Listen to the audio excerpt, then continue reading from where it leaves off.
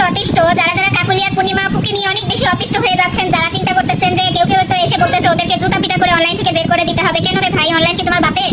তুমি জুতা পিটা করে অনলাইন থেকে বের করে দিবা, আবার এসে আমাকে গালিগালাজ করতেছেন। অনেকে এসে আমাকে জিজ্ঞাসা করতেছেন ওদের কি হয়েছে, আপনি তো ওদের সাথে থাকেন, আপনি তো জানেন ওদের কি হয়েছে।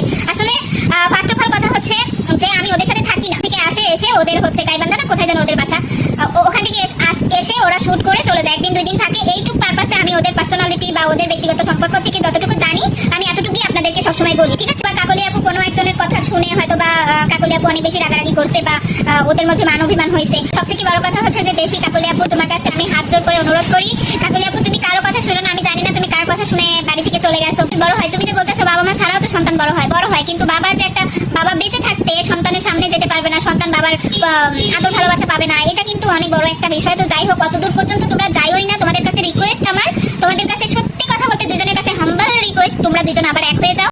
কাকলি এবং পূর্ণিমা এই দুই সতীনের অত্যাচারে বর্তমানে এখন সোশ্যাল মিডিয়াতে ঢুকাই যাচ্ছে না, ঢুকলেই এদের নতুন নতুন রঙ্গতামাশা শুরু হয়ে যায়। এদের দুইটাকে এখন সোশ্যাল মিডিয়া থেকে জুতা পেটা করে বের করে দেওয়া উচিত। এই কথাগুলো এখন সোশ্যাল মিডিয়াতে শুরু হয়েছে, আর এই কথাগুলোর বিরুদ্ধে এবার প্রতিবাদ জানিয়েছে সামিরা আপু। সামিরা আপু জানায় পূর্ণিমা এবং কাকলির সাথে তার বেশ কিছুদিনের পরিচয়, তার ওইখানে ব্রাইডাল শুট করতে আসে এবং সে যতদূর দেখেছে তাদের দুই সতীনের মধ্যে খুবই ভালো সম্পর্ক, কিন্তু হয়তো আজকে কারো কুপরামর্শ এবং কুবুদ্ধিতে কাকলি বাড়ি ছেড়েছে। কিন্তু